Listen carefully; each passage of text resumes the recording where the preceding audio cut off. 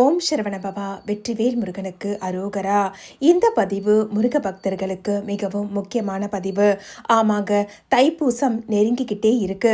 முருகப்பெருமான வணங்கி வழிபடுவதற்குன்னு சொல்லி ஒரு சில சிறப்பான நாட்கள், விரத நாட்கள், ஏன் திருநாள்னே சொல்லலாம். அப்படி முக்கியமான ஒரு விரத நாள் தான் தைப்பூசம்.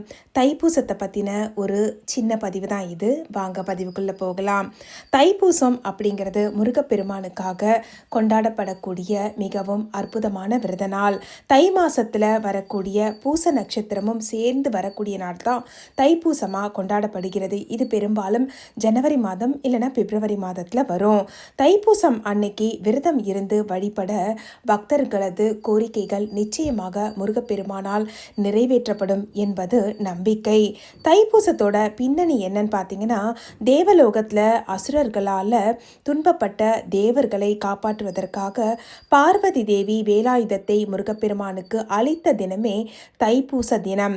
அந்த வேளால தான் சூரபத்மன் உள்ளிட்ட பல அசுரர்களை முருகப்பெருமான் அழித்தார். இது மூலமாக நமக்கு என்ன தெரிய வருதுன்னா, முருகப்பெருமானுடைய வழிபாடும் முருகனுடைய வேல் வழிபாடும் அசுரர்களை மட்டும் அழிக்கிறதுக்கு இல்லைங்க, நமக்குள்ளே இருக்கக்கூடிய தீமையான எண்ணங்களை அழிப்பதற்கும் உதவும். ஆமாங்க, ஞானம் சக்தி அப்படிங்கிறது முருகப்பெருமான வணங்கக்கூடிய பக்தர்களுக்கு தானாக வந்து சேரும். அதனால் நம் கிட்ட இருக்கக்கூடிய தீய எண்ணங்கள் ஒழிந்து நமக்கு நன்மை பயக்கக்கூடிய நல்ல எண்ணங்கள் மேம்படும்.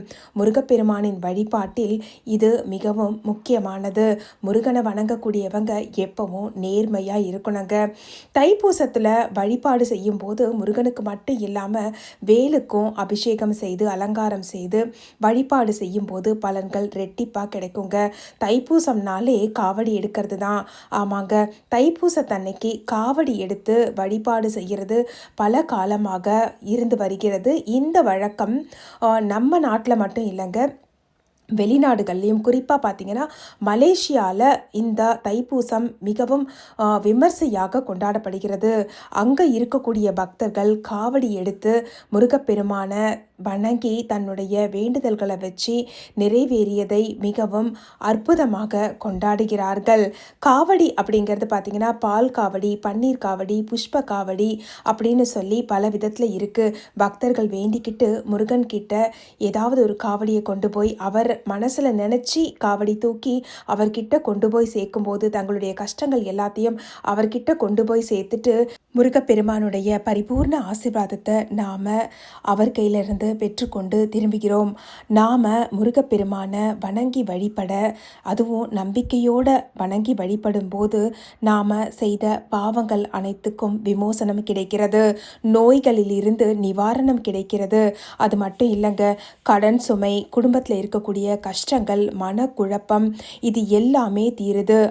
அதை விட மிகவும் முக்கியமாக சொல்லணும்னா, முருகப்பெருமான வேண்டி வணங்கும் போது நமக்குள்ள ஞானம் மிளிர்கிறது. நமக்குள்ள தேவையில்லாத எண்ணங்கள் எல்லாம் அழிக்கப்படுகிறது.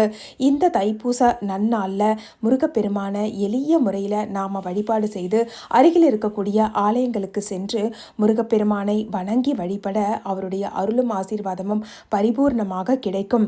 முருகப்பெருமானுக்கு அவருடைய எல்லா படை வீடுகள்லையும் அறுபடை வீடுகள்லையும் தைப்பூச திருநாள் மிகவும் விமர்சையாக கொண்டாடப்படுகிறது.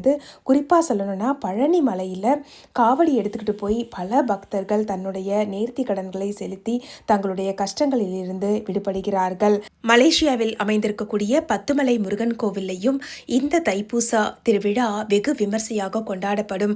முருகப்பெருமானுக்கு காவடி எடுத்து பக்தர்கள் மலையேறி சென்று தன்னுடைய அனைத்து சங்கடங்களையும் முருகன் கிட்ட ஒப்படைச்சிட்டு மலையேறும் போது மனபாரத்தோடு ஏறிய பக்தர்கள் மலையிலிருந்து இறங்கும் போது சந்தோஷமா முருகன் அருளோடு திரும்பி வருவதை காண முடியும்.